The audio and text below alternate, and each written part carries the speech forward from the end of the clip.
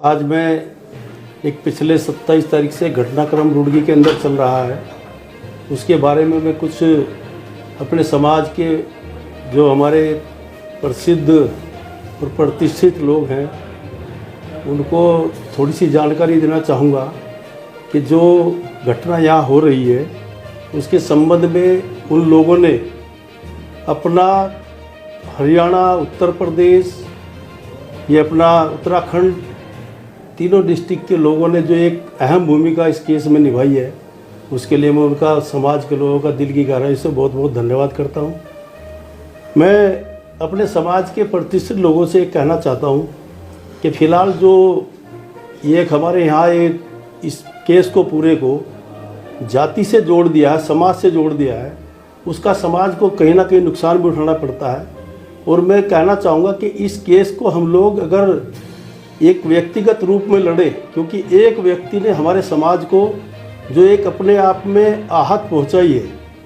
कुछ अपशब्द बोले हैं, उसको भी कम से कम अपने दायरे में रहते हुए और अपना मान सम्मान देखते हुए किस पद पर वो बैठे हैं, अपने पद की गरिमा के अनुरूप वो शोभा नहीं देता है। किसी के घर में आग लगाना, किसी के महल में आग लगाना, किसी को कभी किसी स्तर पर गाड़ी कटने जा रही थी, क्या था, इस तरीके के उकसाने के जो उनके एक अपने आप प्रयास रहे, तो मैं कहना चाहूँगा कि दूसरे समाज के लोग भी कम से कम ये तो ज़रूर देख लें कि गलतियाँ जहाँ होती रही, उन गलतियों के माध्यम से हम लोग अपने समाज के अंदर जो एक बहुत बड़ी अपने आप में एक आग की तरह, जंगल में आग की तरह जो एक नाराज़गी फैल रही है, उसके लिए हम अपने समाज से निवेदन करेंगे, रिक्वेस्ट करेंगे कि आप इसमें थोड़ा संयम बरतें और संयम बरतते हुए अपनी सद्बुद्धि का परिचय देते हुए जो हमारे समाज के लोगों को कुछ आहत पहुंची है,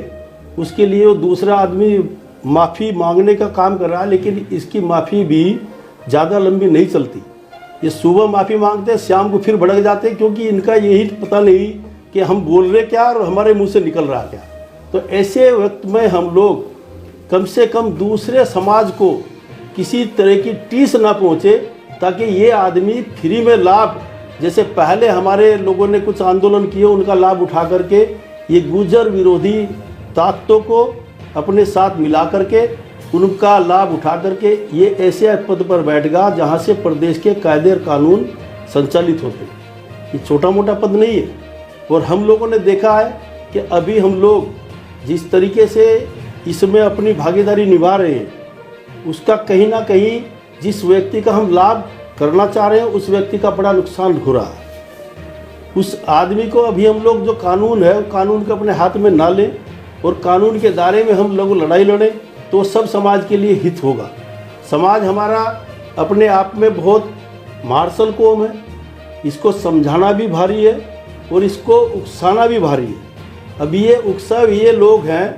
तो उस उकसा हुए लोगों को थोड़ा बहुत कहीं ना कहीं जवाब देकर ही ये अपने उस जो इनका एक अंदर की आग है, उस आग को बुझाने का काम कर रहे हैं। और मैं आपसे रिक्वेस्ट करता हूँ कि जब भी आप लोगों को,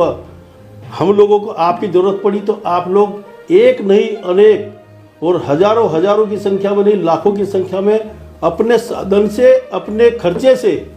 अपने प्राणों की आहुति देने के लिए तैयार हो जाते हैं। इसके लिए मैं आपके पूरे के पूरे समाज का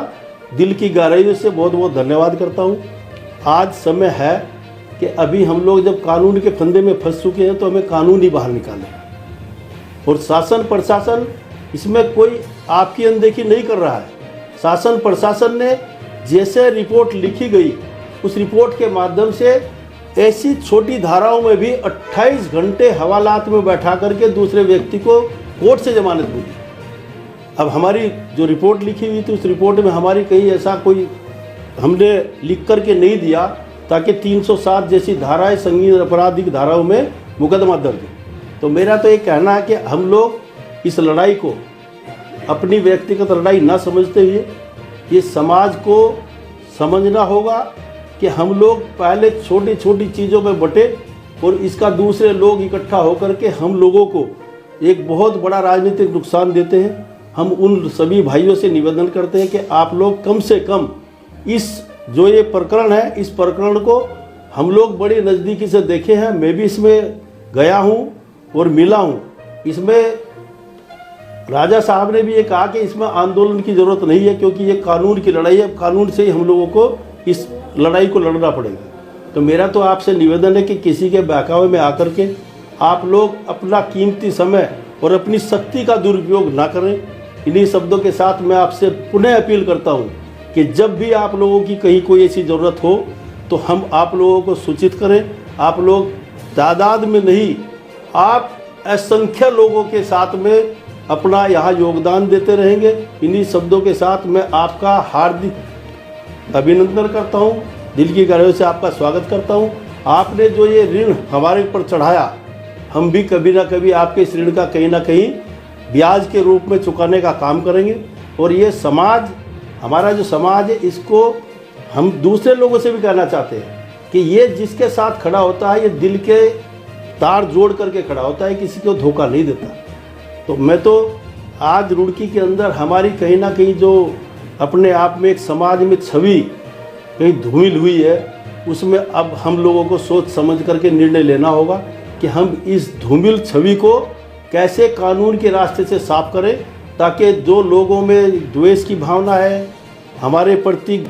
नफरत की भावना है, उस भावनाओं को हम अपनी तरफ कैसे करें। हम सब समाज को साथ लेकर के ये लड़ाई लड़ेंगे। सब समाज हमारी साथ है, सब प्रशासन हमारी साथ है। कहीं कोई शासन प्रशासन की कोई गलती हो तो हम उसको इकट्ठा होकर के बाद में करें, पहले हम व्यक्तिगत रूप से उसमें बात कर सकते हैं। आपके भाई यहाँ इस ओहदे पर हैं कि आपको किसी भी स्तर में बात करने के लिए सबसे पहले शासन प्रशासन, वो किसी की ज़रूरत बड़े नेता की या किसी और की नहीं होती, आप डायरेक्ट बात कर सकते हैं। तो मेरा तो आपसे निवेदन है कि हम लोग इस लड़ाई को लड़ने में थोड़ा लेट हो गए। जिस दिन ये लोग हवालात में थे तब हम इस तादाद में इकट्ठा होते तो शायद कुछ निर्णय हो सकता था। अब जब हम लोगों को जेल में कानून के धाराओं में जेल की सलाखों के पीछे चले गए, तो अब इसमें हमारा न्यायिक जो एक क्षेत्र है, न्यायिक क्षेत्र से ही हम लोग कानून के तरीके से उससे बाहर आने का काम करेंगे। और हम लोग जो ये अभी हम लोगों को उकसा करके कुछ छोटे मोटे आंदोलन के रूप में जो लोग कार्य कर रहे हैं, मेरा उन लोगों से हाथ जोड़ करके निवेदन है कि इसमें हम अपनी शक्ति का दुरुपयोग ना करें, शक्ति को संयम से रखें, ताकि ये हमारे वक्त पर समय पर काम आए। आप लोगों का, गुर्जर समाज का मैं दिल की गहराई से फिर बहुत बहुत धन्यवाद करता हूं कि आप बिना कहे, बिना सुने, पंचायत स्थगित होने के बाद भी आप इतनी तादाद में आए। मैं आप लोगों का बहुत बहुत स्वागत करता हूं। धन्यवाद।